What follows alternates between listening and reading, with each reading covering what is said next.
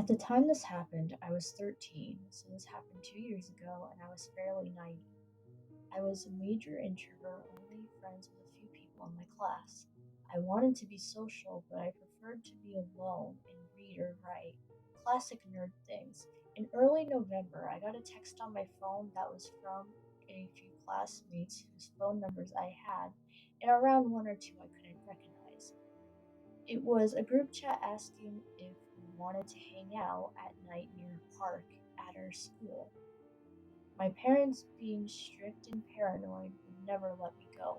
Luckily, or what I thought was luck, we were heading out for an overnight trip. They would be back around 4 in the morning. Everything fell into place. Once my parents left around 8ish, I ran out the door and made my way to the park.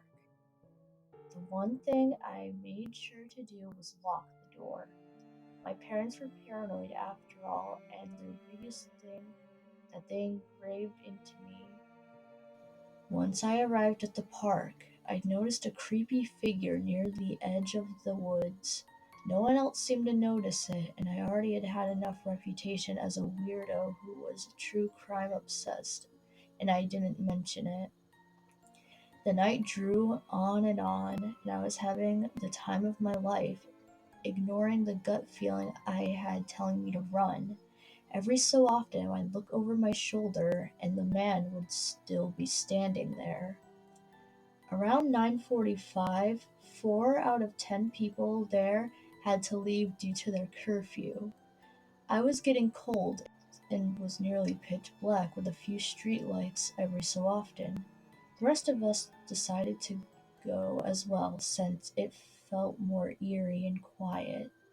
The place we were hanging out at was a field that was fenced in with a few exits and entrances. A large wide field with a small park in the back and the giant middle school behind us.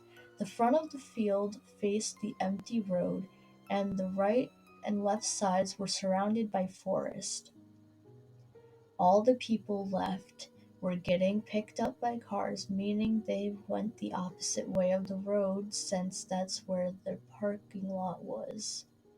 The man stood by the right forest/road exit that I needed to take to get home.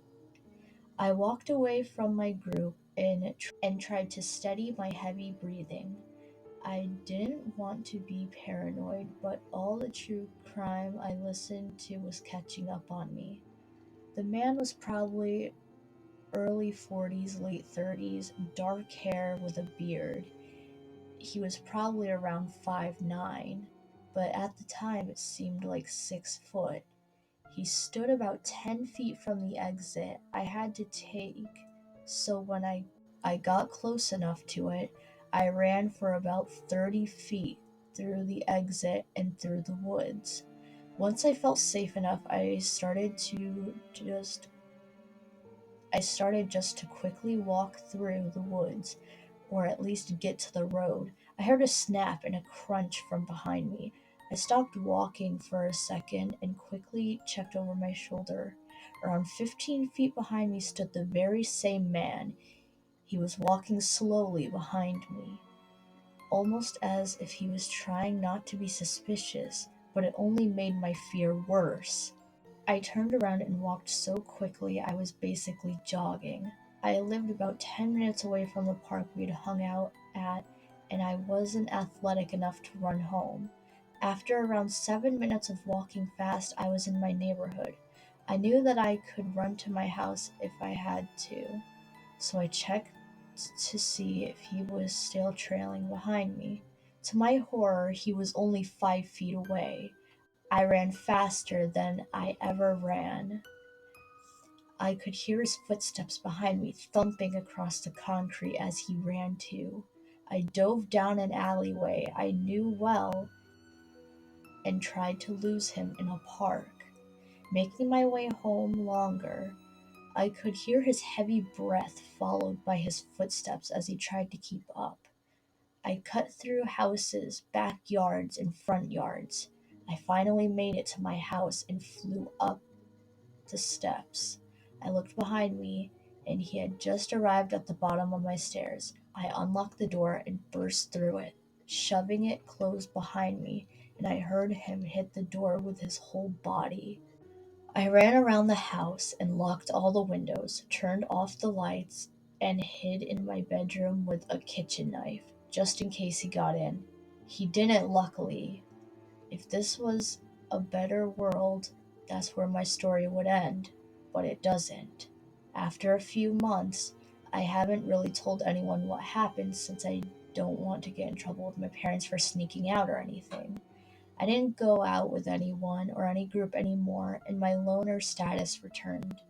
I began to write horror stories as a coping mechanism and never went out past 7. It was around February when a classmate of mine was sharing a story of some random man following her home on the bus. She described him almost the exact same as the man who had chased me home. Another girl mentioned that he sounded like the guy who stood outside the school and tried to follow her home. I didn't join in, but everyone agreed that he was just a weird guy. He was kind of forgotten, and eventually I moved on too.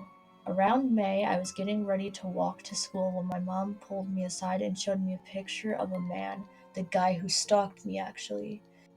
She told me that he had been arrested 2 weeks ago for sexually assaulting a child and had escaped last night. She told me to keep an eye out for him, to call the cops if I saw him. I was shaking the whole time I walked to school. It haunts me to know that if he had caught me, I would most likely be in her position or even dead. So creepy nighttime stalker who liked to hunt down young girls and sexually assault them. Let's not meet again.